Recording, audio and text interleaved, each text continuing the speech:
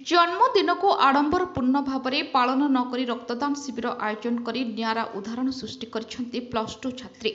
निजे जड़े थैलासेमिया रोगी होइथिबारु रक्तर केते आवश्यकता से बुझिछंती। जड़े रोगी टोपाए रक्त पाई केते असुविधार सम्मुखीन होइथांती से ओ तांको परिवार से कष्ट विषय जानिछंती। बालेश्वर जिला बस्ता ब्लॉक तथा जलेश्वर निर्वाचन मंडली बेणापुरा ग्रामर समाजसेवी अंजलि प्रधान झील प्राची प्रत्याशा प्रधान आज जन्मदिन थिला। एही जन्मदिन को से स्मरणीय करबा पई एक रक्तदान शिविर आयोजन करथिले। राज्य में रक्तहीनता रोगी संख्या बढ़िबा सहित दुर्घटना जनित रोगी संख्या मध्य बढ़ुछि। सेही अनुसार रक्तर आवश्यकता रहिछि। टोपाए रक्त पाई रोगी बहु असुविधार सम्मुखीन हेउछंती एवं जीवन मध्य हारुछंती।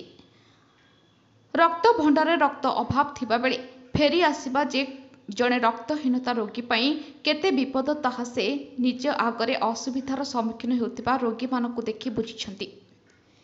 से दुख जंत्रणा आउ कहा पाई न आसु सेतिपाई से अंटा भिड़छंती। निज जन्मदिन को आडंबरपूर्ण नकरी एही शिविर आयोजन करछंती। तांकर एही प्रयास आउ किछि रोगी मुहरे हस फुटाई पारिबो बोली आशा रखिछंती। आजिर एही शिविर को बालेश्वर जिला कांग्रेस सभापति संजीव कुमार गिरी उद्घाटन करथिले। अन्यमानक मध्यरे जिला रक्तदाता संघर सभापति कमल चक्रबी, आईनजीवी सत्यसुंदर दास समेत बहु मान्यगण अतिथि जोग देथिले।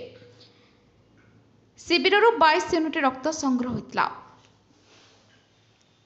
बालेश्वर जिलारू मानस रंजन बेहरा को रिपोर्ट ज्योतिप्रभा न्यूज।